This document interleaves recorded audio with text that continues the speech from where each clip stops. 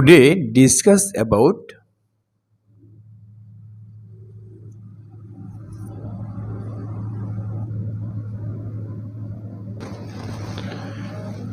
drafting zone,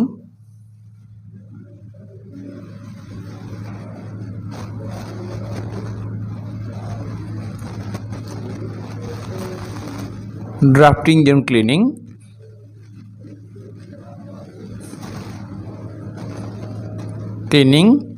in draw frame, then হচ্ছে simplex speed frame, then হচ্ছে ring frame।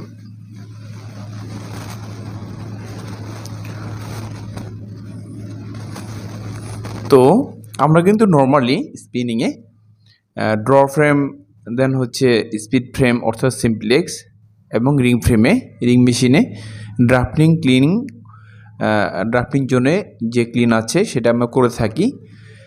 তো এটা কেন করা হয়, হ্যাঁ, এটা করলে আসলে আমাদের পরবর্তীতে বেনিফিট কী পাবো সেটা নিয়ে আজকে আলোচনা করবো ইনশাল্লাহ।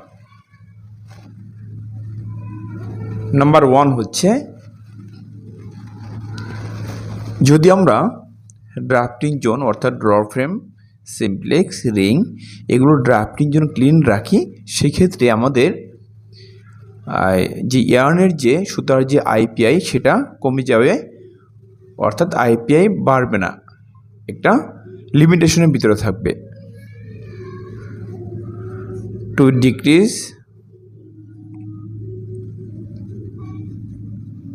অর রিডিউস, আমরা যেভাবে বলি two decrease IPI.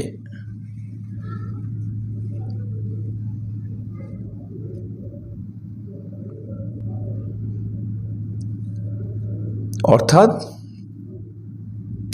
Two decrease IPI, তাহলে আমাদের কী হবে, যে আইপিআই সুতার যে আইপিআই সেটা কমে যাবে, ঠিক আছে। নাম্বার 2 হচ্ছে two decrease or reduce star.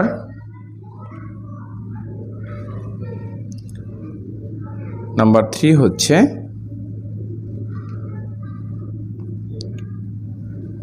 Two decrease or reduce auto corner cuts,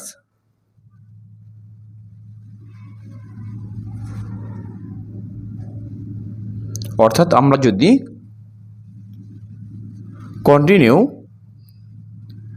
drafting জোনগুলো পরিষ্কার রাখি, সেক্ষেত্রে কী হবে, সেক্ষেত্রে অটো কর্নার যে কাটসগুলো আছে, হ্যাঁ, সেই কাটসগুলো আপনার আলটিমেটলি কমে যাবে। যেমন নর্মালি সেটা হতে পারে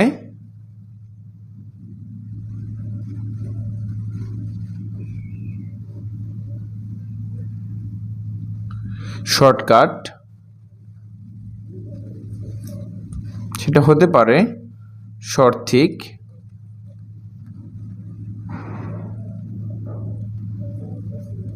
সেটা হতে পারে long thick,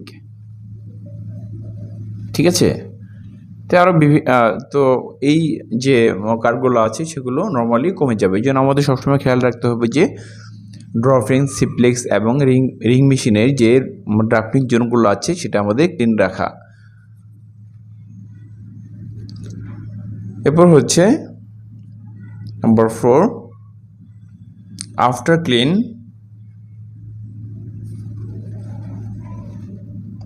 clean then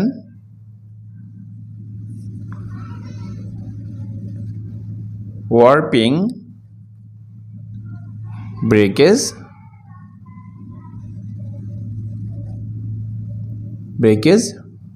will less।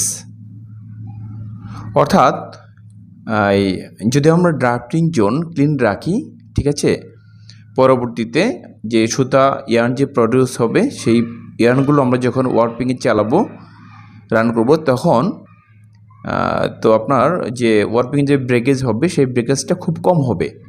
হ্যাঁ, এটা লিমিটেশনের ভিতরে থাকবে। নাম্বার 5 হচ্ছে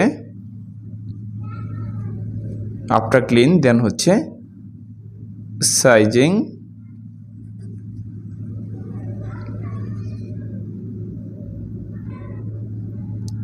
সাইজিং, ব্রেকেজ উইল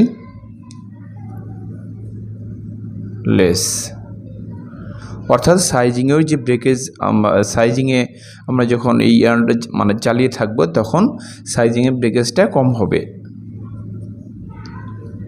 নাম্বার 6 হচ্ছে সেমভাবে হচ্ছে ওয়ার্পিং ব্রেকেজ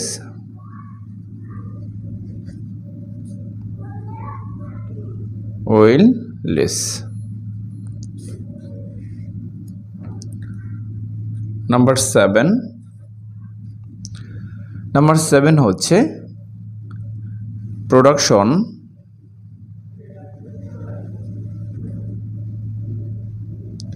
ইনক্রিজ। তো প্রোডাকশন নর্মালি ইনক্রিজ করবে, কারণ হচ্ছে আপনার যদি আপনার ড্রাফটিং জোন খুব ভালোভাবে টাইমলি মেনটেন করেন তাহলে কিন্তু নর্মালি ইয়ার্ন যে ব্রেকেজ আছে সেই ব্রেকেজটা কম হবে, যার কারণে প্রোডাকশন ইনক্রিজ হবে। আর যে আপনার শ্রমিক আছে, ওয়ার্কার আছে, সে নর্মালি রিল্যাক্সে কাজ করতে পারবে। সেক্ষেত্রে আপনি যদি তার স্পিন্ডেল অর্থাৎ সিমপ্লেক্স কিংবা ড্র ফ্রেম মেশিন অথবা রিং মেশিন স্পিন্ডেল সেগুলো আপনি বাড়িয়ে দিতে পারবেন, ঠিক আছে, যে তার ইফিসিয়েন্সি আপনারা ভালো পাবেন। সেক্ষেত্রে আপনি কিন্তু রিং মেশিনের যে স্পিন্ডেল সংখ্যাটা বাড়িয়ে দিয়ে চালাতে পারবেন, অথবা ড্র ফ্রেম সিমপ্লেক্সের যে মেশিনগুলো এগুলো সে হয়তো একটা মেশিন চালাচ্ছে, সেক্ষেত্রে আপনি 2টা মেশিন দিয়ে তাকে চালিয়ে নিতে পারবেন। ওকে, নাম্বার 8 হচ্ছে ইয়ার্ন ব্রেকেজ, যেটা বলেছিলাম যে yarn breakage less, yarn breakage কম হবে। নাম্বার 9 হচ্ছে fabric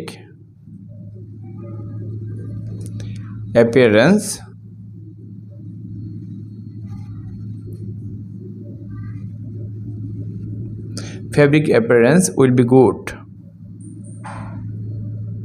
will be good.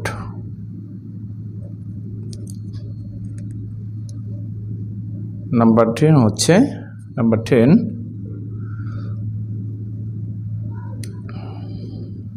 Machines efficiency will good, অর্থাৎ মেশিন যে এফিসিয়েন্সি আছে সেটা আপনার খুব ভালো পাবেন।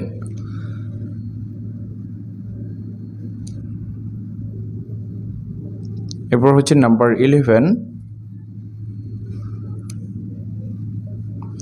তো ড্র ফ্রেমে আপনি কতক্ষণ পর পর আপনি ক্লিন করবেন, ঠিক আছে, সেটা হচ্ছে ড্র ফ্রেম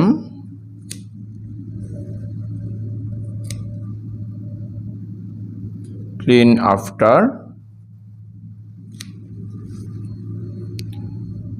আফটার 2 আওয়ার্স, 2 ঘন্টা পর পর ড্র ফ্রেমে ক্লিন করতে হবে,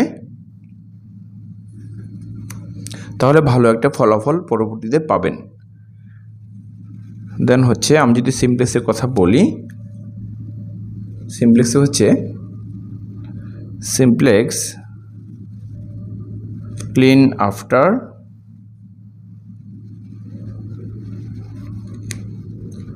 2 টাইমস, অর্থাৎ 4 ঘন্টা পর পর 4 আওয়ার্স। ওকে, নাম্বার 13 হচ্ছে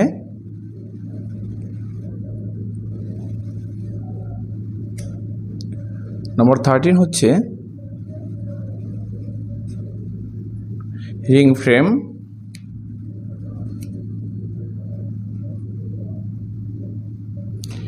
clean after